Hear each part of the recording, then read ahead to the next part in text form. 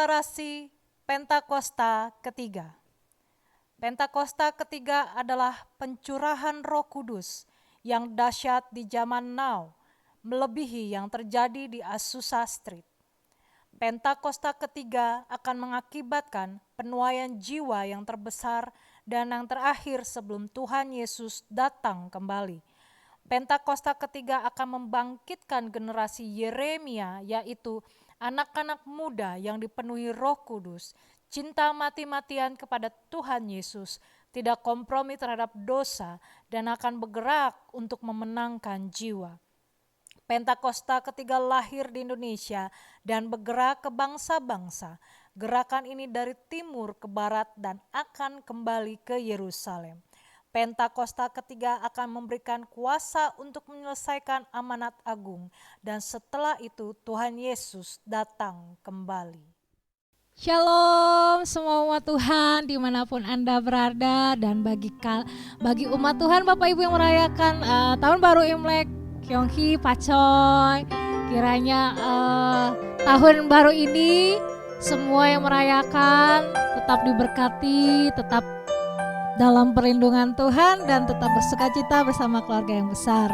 Dan pagi hari ini di minggu-minggu yang merasakan menikmati Imlek, mari bersama-sama beribadah bersama dengan keluarga semuanya. Kita siapkan hati kita untuk menyanyi, untuk memuji Tuhan, dan kita akan mendengarkan juga nanti firman yang disampaikan. Biar hari ini Tuhan lawat kita semua.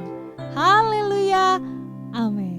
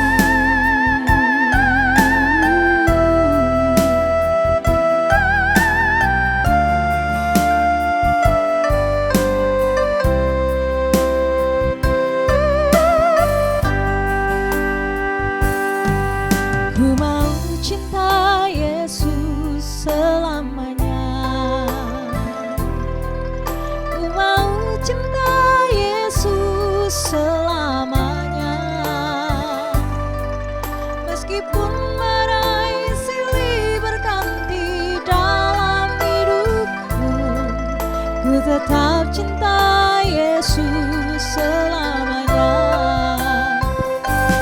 Ya Aba, Bapa, ini aku anakku, layakkanlah seluruh hidupku.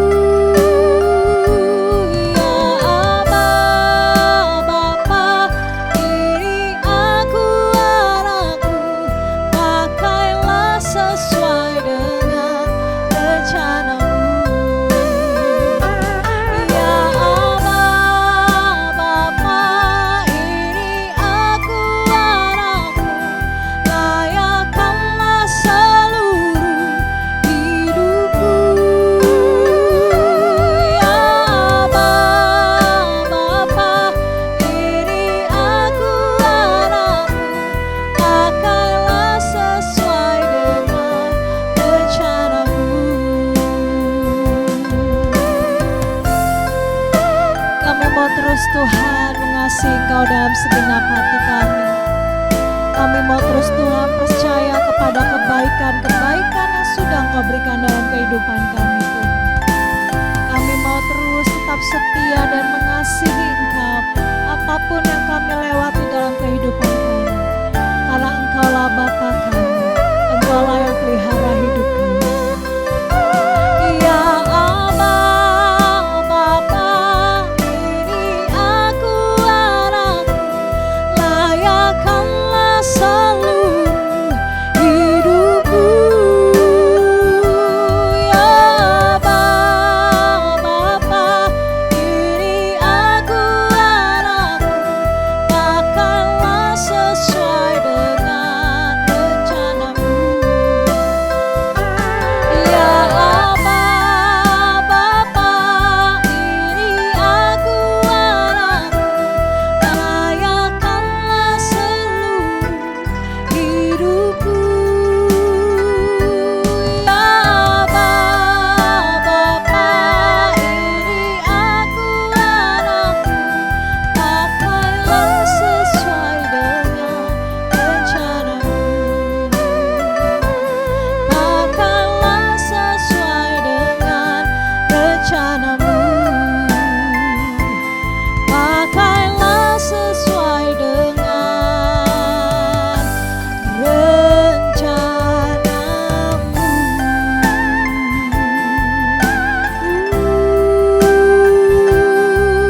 Ya Aba, ya Bapa, kami bersyukur, kami mengasihimu.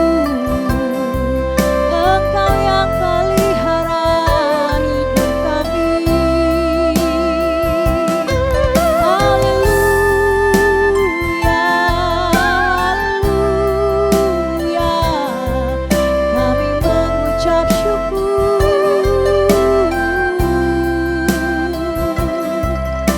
Terima kasih, terima kasih buat kasih-Mu.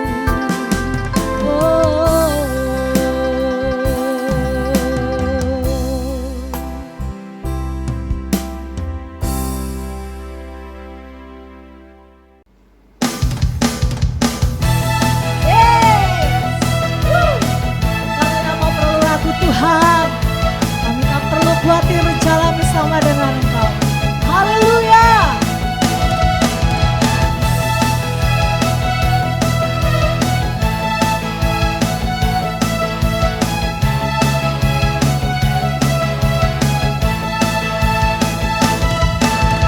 Tak pernah ku ragu akan kesetiaan-Mu, pegang hidupku.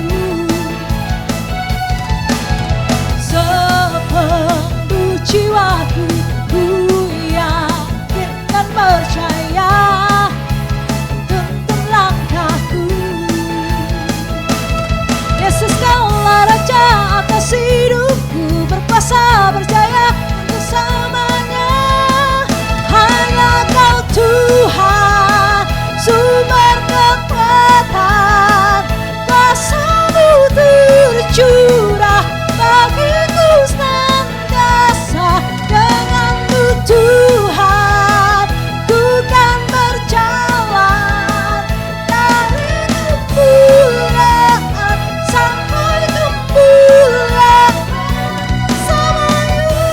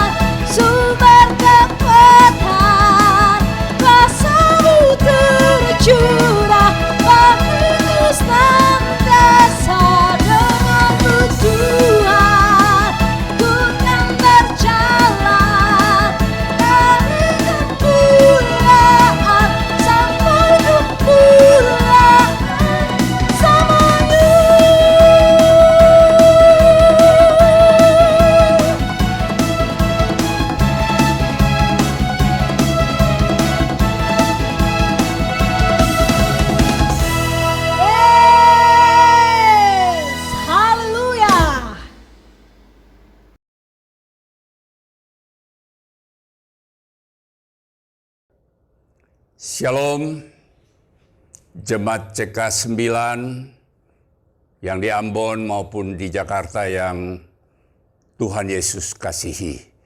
Senang bisa berjumpa lagi pada hari ini untuk kita membagikan kebenaran firman Tuhan. Saudara, tanpa terasa kita sudah berada di bulan Februari dari tahun yang baru, tahun 2021. Hari ini saya akan berbicara dengan judul khotbah, kuasa perkataan yang mengubahkan. Ayatnya dari Bilangan 14, ayat yang ke-28. Katakanlah kepada mereka, demi aku yang hidup, demikian firman Tuhan, bahwasanya seperti yang kamu katakan di hadapanku, demikianlah yang akan kulakukan.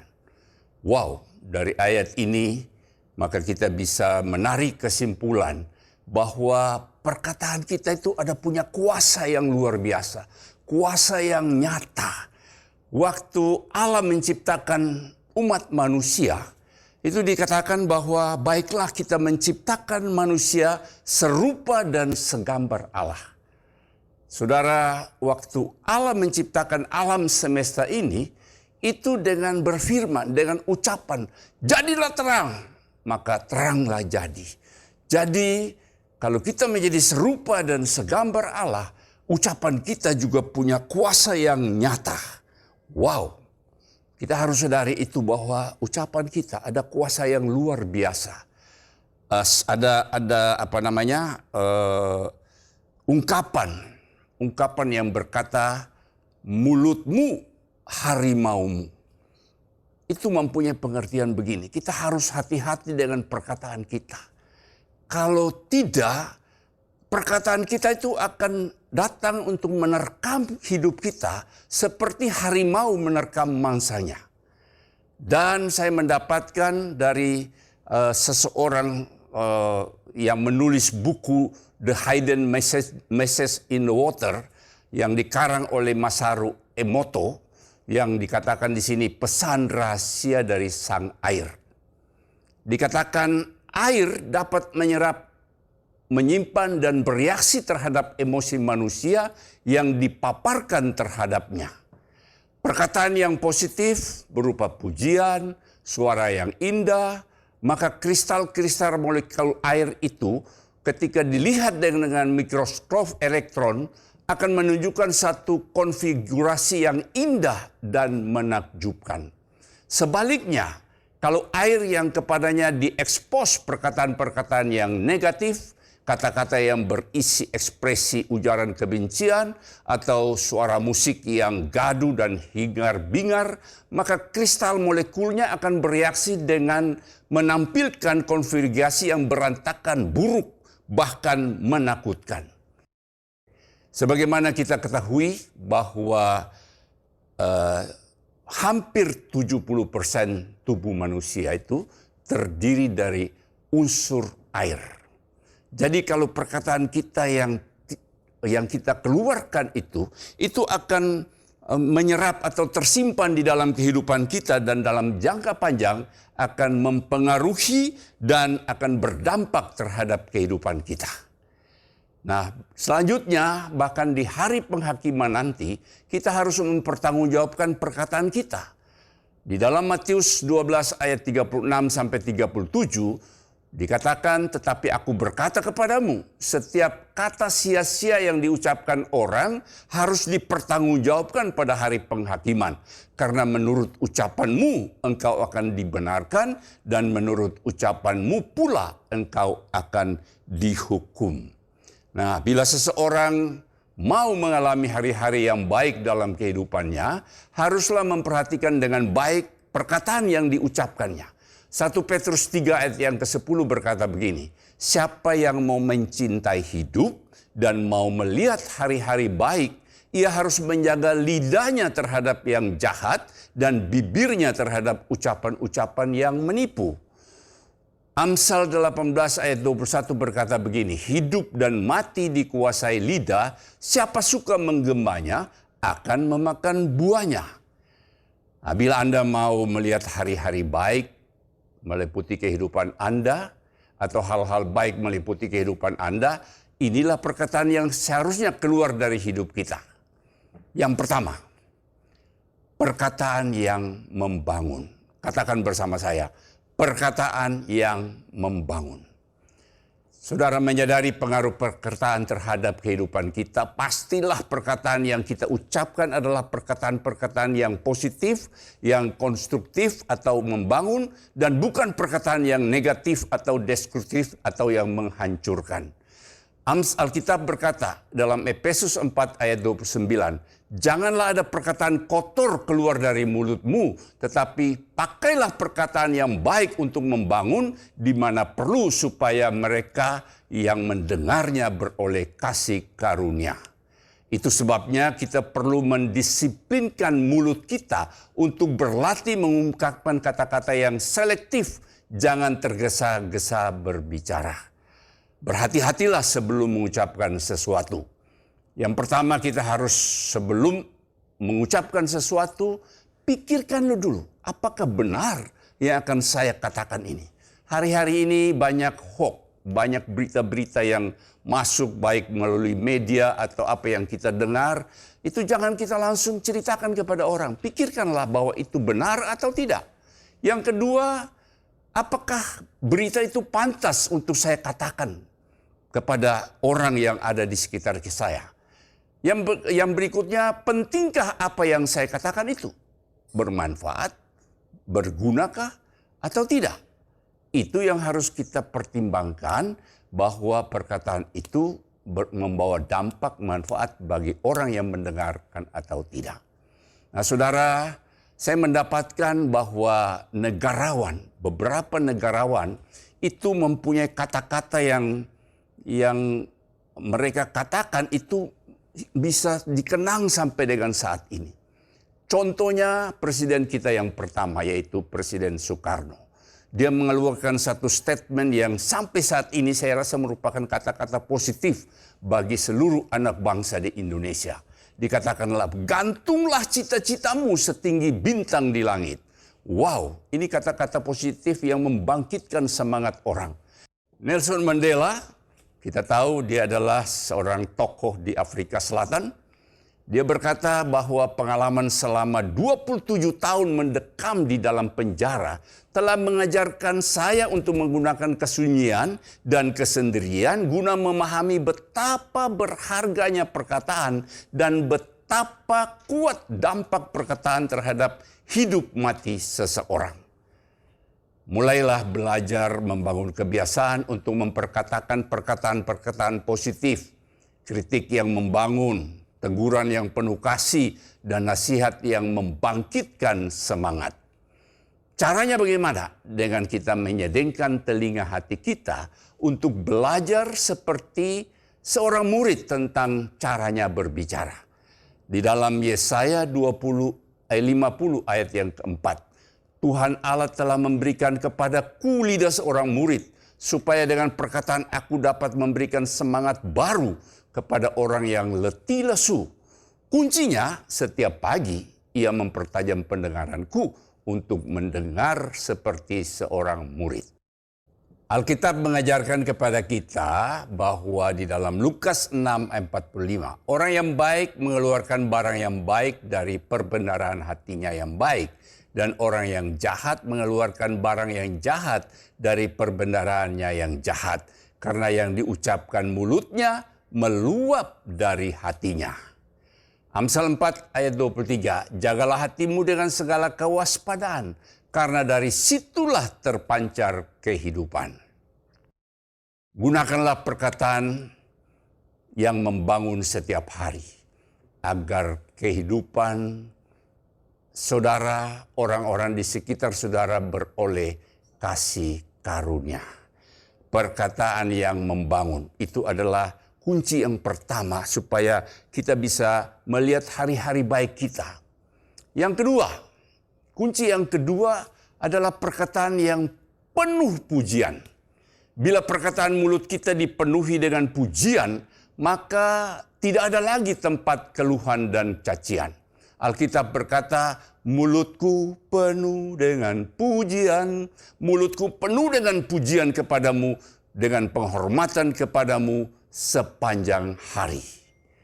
Manusia diciptakan selain memiliki hanya satu mulut, dari mulut yang satunya Tuhan menghendaki keluar perkataan yang penuh pujian, bukan perkataan yang penuh persungutan atau cacian. Yakobus 3 ayat 9 sampai 12. Dengan lidah kita memuji Tuhan, Bapa kita. Dan dengan lidah kita mengutuk manusia yang diciptakan menurut rupa Allah. Dari mulut yang satu keluar berkat dan kutuk. Hal ini saudara-saudaraku tidak boleh terjadi demikian. Adakah sumber memancarkan air tawar dan air pahit dari mata air yang sama? Saudara-saudaraku, adakah pohon ara dapat menghasilkan buah zaitun dan adalah pohon anggur? Adakah pohon anggur dapat menghasilkan buah ara? Demikian juga mata air asin tidak dapat mengeluarkan air tawar. Nah, saya mau kasih satu ilustrasi atau bayangan apa yang akan terjadi bila konten galon air minuman yang di rumah atau di kantor kita berisi dua macam jenis air. Satu air mineral dan di dalamnya ada air mineral dan ada racun. Apa yang akan terjadi? Kehidupan atau kematian? Yang pasti kalau ada racun pasti ada kematian. Nah saudara, pujian kepada Tuhan membuat kita dibanjiri rasa syukur. Dengan demikian maka perkataan yang keluar dari mulut kita pasti kata-kata yang memuliakan Tuhan, yang menghasilkan damai sejahtera, yang memberkati dan membawa kehidupan bagi kita dan bagi orang-orang di sekitar kita. Bila saudara menginginkan kehidupan saudara menjadi kesaksian bagi banyak orang, sehingga mereka menjadi percaya kepada Tuhan, mintalah Roh Kudus yang memberikan kemampuan untuk memuji Tuhan. Seperti kata pemazmur begini, ia memberikan nyanyian baru dalam mulutku untuk memuji Allah kita. Banyak orang akan melihatnya dan menjadi takut, lalu percaya kepada Tuhan.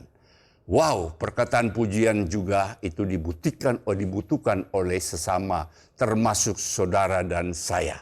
Sebab pada dasarnya setiap orang memerlukan pujian berupa informasi, peneguhan, apresiasi, penghargaan yang membuat seseorang merasa diterima dan dihargai sehingga termotivasi untuk bekerja dan menjalani hidup ini lebih baik. Nah saudara, saya punya pengalaman. Waktu saya belum mengenal kebenaran Tuhan, perkataan saya adalah perkataan yang sangat menyakitkan banyak orang. Saya memimpin perusahaan, ada banyak pegawai yang terluka dengan kata-kata saya yang sangat kasar. Kata-kata saya yang menghina, kata-kata saya yang tidak membangun. Sehingga mereka tidak punya motivasi untuk bekerja dengan baik. Waktu mereka ketemu saya, sebelum ketemu saja sudah ketakutan. Waktu bicara mungkin pena yang ada di tangan mereka bisa jatuh dari tangan mereka. Waktu saya tidak mengenal kebenaran, saya tidak mengerti bahwa kata-kata pujian seperti kita memuji Tuhan itu sangat dibutuhkan oleh setiap orang yang ada di dunia ini. Saudara, untuk bagaimana supaya kita punya kata-kata penuh dengan pujian, selain kita memuji kepada Bapa di surga, kita juga memberikan pujian dan apresiasi kepada setiap orang yang kita ketemui di dalam kehidupan kita. Jangan ketemu orang, kamu kok jelek sekali hari ini. Kamu kok pokoknya menghina gitu. Tapi kalau kita memberikan satu apresiasi, satu pujian, wah luar biasa ini hari penampilan kamu. Kamu kelihatannya lebih muda loh, kamu lebih ganteng loh, kamu lebih pokoknya hal-hal yang memuji dia. Saya rasa hal-hal itu akan membanggakan, membuat dia lebih bersemangat, lebih termotivasi untuk menjalani hidup ini. Ada di dalam Matius 7 ayat 12 begini. Bahwa segala sesuatu yang kamu kehendaki supaya orang perbuat kepadamu, perbuatlah demikian juga kepada mereka. Itulah isi seluruh hukum Taurat dan kitab para nabi. Tebarkanlah perkataan yang baik atau pujian, maka saudara juga akan menuainya. Wow. Yang ketiga, tadi yang membangun, yang kedua perkataan yang memuji, dan yang ketiga perkataan yang penuh otoritas. Saudara memperkatakan dengan penuh otoritas.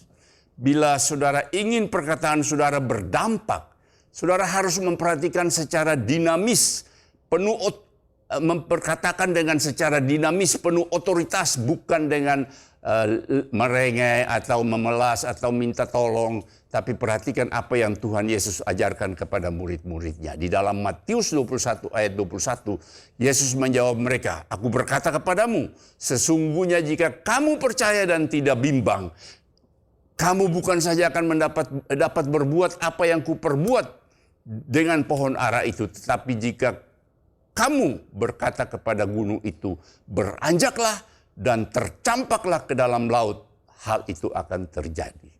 Wow, ada kuasa yang luar biasa. Perhatikan, tidak dikatakan kepada gunung itu, silakan, himbauan, permohonan, dan sebagainya. Tetapi dikatakan dengan penuh otoritas kepada gunung itu, beranjaklah dan tercampaklah ke laut. Saudara, Alkitab berkata begini, 1 Petrus 4 ayat 11a. Jika ada orang yang berbicara, baiklah ia berbicara sebagai orang yang menyampaikan firman Tuhan. Firman Tuhan selalu diperkatakan dengan penuh otoritas. Ketika ia menciptakan terang, ia berkata dengan penuh otoritas, "Jadilah terang." Lalu terang itu jadi. Kejadian 1 ayat 3. Ketika ia menghardik badai, ia berkata dengan penuh otoritas, "Diam, tenanglah." Lalu angin itu reda dan danau itu menjadi teduh. Saudara, Alkitab menjelaskan firman itu dekat kepadamu, yaitu di dalam mulutmu dan di dalam hatimu. Saudara yang dikasihi Tuhan, sebab itu supaya perkataan kita penuh otoritas dan berkuasa mengubah keadaan, maka mulut dan hati kita harus kita penuhi dengan firman Tuhan. Ada kisah di dalam kitab Yehezkel, di mana Tuhan memerintahkan kepada Nabi Yehezkel untuk membangkitkan tulang-tulang, untuk menjadi hidup kembali. Di dalam Yehezkel 9 ayat ke-10 dikatakan, maka firman-Nya kepadaku, bernubuatlah kepada nafas hidup itu, bernubuatlah hai anak manusia, dan katakanlah kepada nafas hidup itu, begini firman Tuhan Allah, hai nafas hidup, datanglah dari keempat penjuru angin dan berhembuslah ke dalam orang-orang yang terbunuh ini supaya mereka hidup kembali. Lalu aku bernubuat seperti yang diperintahkannya kepadaku, dan nafas hidup itu masuk dalam mereka sehingga mereka hidup kembali. Mereka menjejakkan kakinya satu tentara yang sangat besar. Wow, saudara yang dikasihi Tuhan, saya mau beritahu saudara, di dalam perkataan kita ada otoritas. Hari-hari ini kalau keadaan saudara mungkin lagi dalam keadaan yang ya mau dikatakanlah dalam keadaan kering, bisnis atau ekonomi dalam keadaan sedang tidak baik, dalam keadaan yang merugi, lalu saudara mulai bernubuat. Perkatakan dengan penuh otoritas supaya nafas hidup, yaitu Roh Kudus berkenan membangkitkan dan mengubahkan. Saudara, setiap pagi waktu saya berdoa, saya selalu memperkatakan ini. Saya menghardik roh-roh yang mau mencuri damai, sejahtera, sukacita, iman, pengharapan masa depan, dan antusiasme, dan roh-roh yang mau membunuh, membinasakan saya dengan ketakutan, kekhawatiran, penyesalan, keraguan, kebimbangan, ketidaktenangan, dan kebingungan. Saya hardik di dalam nama Yesus. Dan saya perintahkan engkau keluar dari dalam kehidupan saya. Dan saya selalu berkatakan firman Tuhan, bahwa bersama Tuhan saya cakap menanggung segala perkara. Bersama Tuhan saya lakukan perkara-perkara yang gagah perkasa, karena Dia telah menginjak para lawan saya. Bagi Tuhan tidak ada yang mustahil. Jika Allah di pihak kita, siapakah lawan kita? Saudara-saudara juga perlu perhatikan, jangan mengeluarkan kata-kata yang merugikan orang-orang yang ada di bawah kita. Maksudnya orang-orang yang punya otoritas yang di atas kita, itu jangan sampai mengeluarkan seperti orang tua berkata kepada anaknya, "Kamu ini bodoh sekali, tidak seperti kakakmu." Kamu ini tidak punya masa depan. Keturunanmu tidak akan berhasil. Kamu tidak akan mendapatkan keturunan. Dan sebagainya. Kata-kata itu kata-kata yang punya otoritas, yang itu akan terjadi, yang kita kenal dengan kata kutuk. Yang akan terjadi karena yang berkata adalah orang yang punya otoritas atas kehidupan mereka.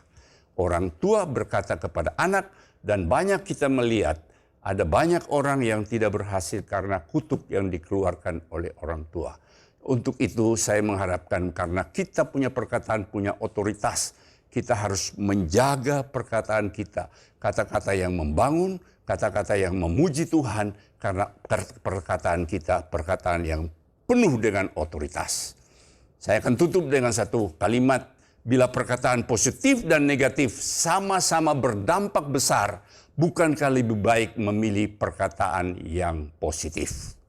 Nah, mulai hari ini, saya mengajak saudara yang mendengar seluruh kebenaran firman ini, saya mulai mengajak saudara untuk belajar, untuk berkata-kata yang membangun. Kata-kata yang penuh dengan pujian. Karena di dalam perkataan kita ada otoritas yang luar biasa yang bisa merubah dunia kehidupan kita. Saya ajak saudara mulai hari ini untuk kita perhatikan. Karena perkataan kita juga menunjukkan satu integritas dalam kehidupan kita. Mari saudara yang mendengar kebenaran firman ini, saudara renungkan, saudara mulai praktekkan. Kalau selama ini banyak kata-kata kotor yang keluar dari kehidupan saudara.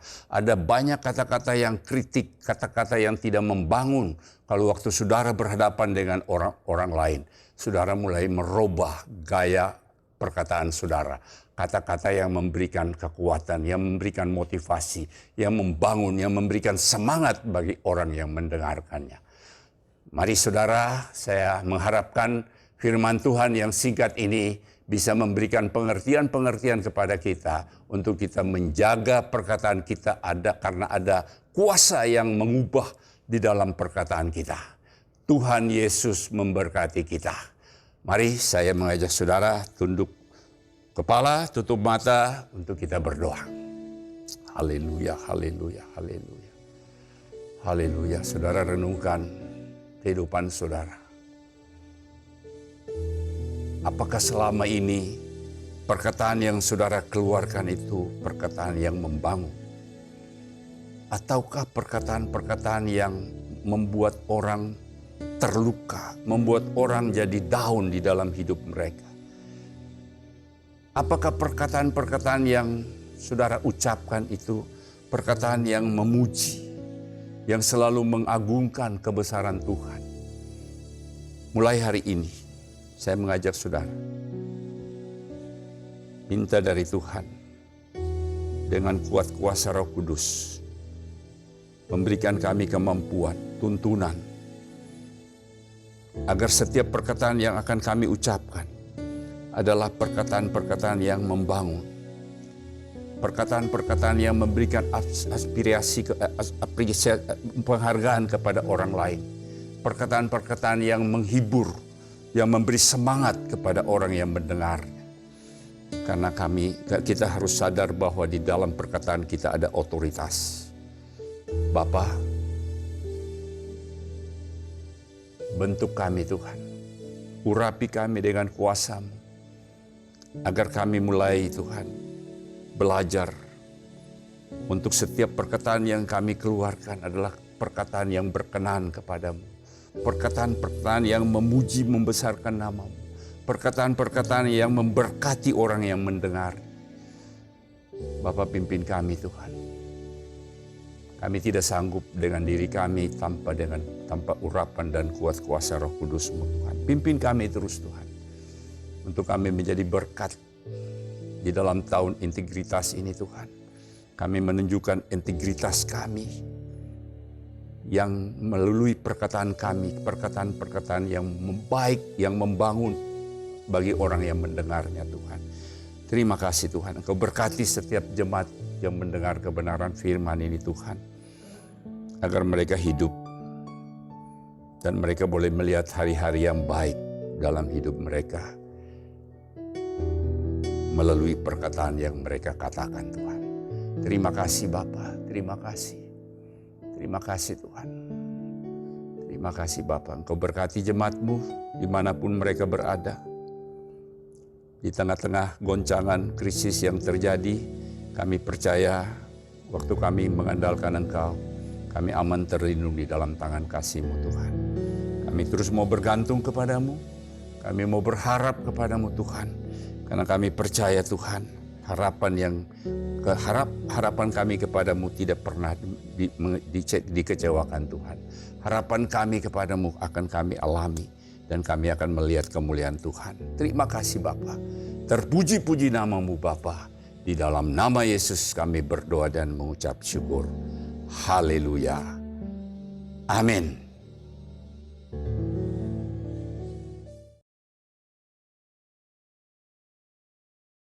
Shalom semua, di tahun integritas ini kita perlu belajar untuk memiliki kemurnian atau kesucian hati. Di dalam Mazmur 24 ayat 4, salah satu pengertian integritas adalah bersih tangan dan murni hati, yang artinya tidak adanya motivasi yang salah di dalam orang tersebut, alias bersih. Dan jika kita ingin belajar tentang kemurnian atau kesucian hati, kita harus belajar dari ahlinya, yaitu Tuhan Yesus, the man of integrity. Ada ungkapan yang mengatakan, jika kita ingin belajar, belajarlah dari ahlinya. Artinya, kita harus totalitas dalam belajar dan belajar dari mereka yang tidak hanya menguasai teori, tetapi juga telah mempraktekkan dan menghidupi yang diajarkannya. Sehingga dapat dikatakan bahwa Yesus adalah guru agung dan teladan kita dalam hal kesucian hati. Mari kita belajar bersama beberapa teladan dari kehidupan Yesus mengenai kesucian hati. Yang pertama, Yesus tidak memiliki motivasi yang salah. Di dalam Matius 4 ayat 1-11, Yesus membuktikan dirinya bukan melalui kehebatan pelayanan, tetapi dari ketaatan, firman, dan perintah Tuhan saja. Setelah Yesus selesai berpuasa 40 hari, iblis mencoba Yesus dan melontarkan kata, "Jika engkau anak Allah," sebanyak 2 kali. Di mana iblis seolah-olah menggoda Yesus untuk membuktikan dirinya sebagai anak Allah. Tetapi Yesus tidak berusaha membuktikan dirinya dengan mengikuti kehendak iblis, melainkan dengan menunjukkan ketaatannya kepada perintah Allah di dalam firman Tuhan. Mengikuti teladan Tuhan Yesus dalam hal kesucian hati, artinya kita tidak memiliki motivasi untuk membuktikan diri melalui kehebatan pelayanan kita, atau bahkan berusaha lebih menonjol dibandingkan Tuhan Yesus sendiri. Marilah kita menunjukkannya melalui ketaatan kita akan perintah dan kehendak Tuhan. Selain itu, di dalam Matius 9 ayat 35-36, dengan sangat jelas terlihat bahwa motivasi Tuhan Yesus dalam pelayanan adalah belas kasihan akan jiwa-jiwa yang lelah dan terlantar, seperti domba tanpa gembala. Jadi, apa motivasi pelayanan kita? Ingin terkenal, kekayaan, penghargaan, atau pengakuan dari orang lain? Mari kita cek motivasi pelayanan kita dengan kembali pada teladan Tuhan Yesus. Kita juga dapat belajar dalam Matius 10 ayat 7-8, di mana Yesus memperingatkan bahwa kamu telah memperolehnya dengan cuma-cuma. Karena itu, berikanlah pula dengan cuma-cuma. Murid-murid Yesus diperingatkan untuk tidak mencari keuntungan dari kuasa yang mereka miliki untuk mengadakan berbagai mujizat. Semuanya harus dilakukan cuma-cuma. Untuk menunjukkan sifat Injil Kerajaan, yaitu anugerah yang diberikan secara cuma-cuma.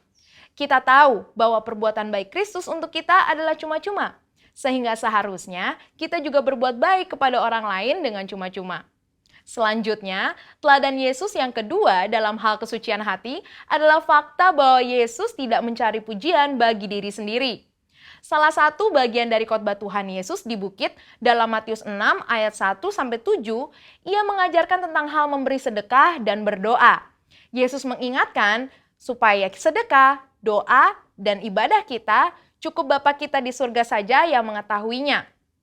Ajaran Yesus ini sangat kontras dengan yang biasa dilakukan orang-orang munafik yang melakukan hal-hal tersebut supaya dilihat dan dipuji orang lain. Hal yang menarik juga dapat ditemukan dalam Matius 9 ayat 30-31. Saat Yesus berkata, "Jagalah supaya jangan seorang pun mengetahui hal ini." Di situ Yesus berpesan dengan sangat jelas kepada mereka yang telah disembuhkan untuk tidak mempromosikan dirinya. Tapi karena apa yang mereka alami menimbulkan sukacita dan rasa syukur yang berlimpah, seketika masyhurlah nama Tuhan Yesus di seluruh daerah itu. Hal ini mengingatkan kita bahwa promosi dan pujian tidak perlu dicari. Janganlah pelayanan yang kita lakukan adalah demi mengejar pujian dari mereka yang kita layani. Kita juga dapat belajar bahwa pengagungan dan penghormatan datangnya dari orang lain, bukan diri sendiri. Dalam Matius 17 ayat 9, Petrus, Yakobus, dan Yohanes menjadi saksi keistimewaan pribadi Yesus. Ketika Yesus dimuliakan, bahkan dikunjungi oleh Musa dan Elia. Yesus bisa saja menyuruh ketiganya memberitakan peristiwa tersebut kepada orang-orang Yahudi dan ahli Taurat sebagai legitimasi berita kerajaan Allah yang Yesus sampaikan sebelum ia wafat. Sehingga dirinya dipuji dan memperkecil penolakan para ahli Taurat. Tetapi Yesus tidak melakukannya. Teladan Tuhan Yesus yang ketiga dalam hal mengampuni kesalahan dan dosa. Di dalam Alkitab, Tuhan Yesus mengajarkan tentang kasih, di mana salah satu implementasinya adalah dalam hal pengampunan. Matius 5 ayat 38-48 mengajarkan agar kita jangan melawan orang yang berbuat jahat kepada kita, serta memberikan lebih dari apa yang dituntut oleh orang lain. Mau memberikan pinjaman, bahkan mendoakan mereka yang menganiaya. Dengan jelas Yesus mengajarkan kita untuk mengampuni tanpa batas. Semua hal ini telah dijalani Tuhan Yesus dan menjadi praktek hidup bagi kita. Ia melalui segalanya, mulai dari vonis hukuman tanpa bukti, penghinaan dan aniaya, sampai pada puncaknya yaitu penyalipan. Namun walaupun demikian, kita tahu di dalam Lukas 23 ayat 34, Tuhan Yesus tetap berkata, "Ya Bapa, ampunilah mereka, sebab mereka tidak tahu apa yang mereka perbuat." Mengampuni kesalahan orang-orang yang bersalah kepada kita akan membuat kita senantiasa memelihara kesucian hati. Dan di tahun 2021 ini, marilah kita ikuti teladan Tuhan Yesus sebagai the man of integrity dalam hal kemurnian atau kesucian hati, dengan memiliki motivasi yang benar, tidak mencari pujian bagi diri sendiri, dan mengampuni orang yang bersalah kepada kita. Saudara, untuk penjelasan lebih lengkapnya dari tim teologi kami, jangan lupa buka link yang ada di atas atau scan QR Code yang tersedia. Salam integritas. Tuhan Yesus memberkati. Maranatha.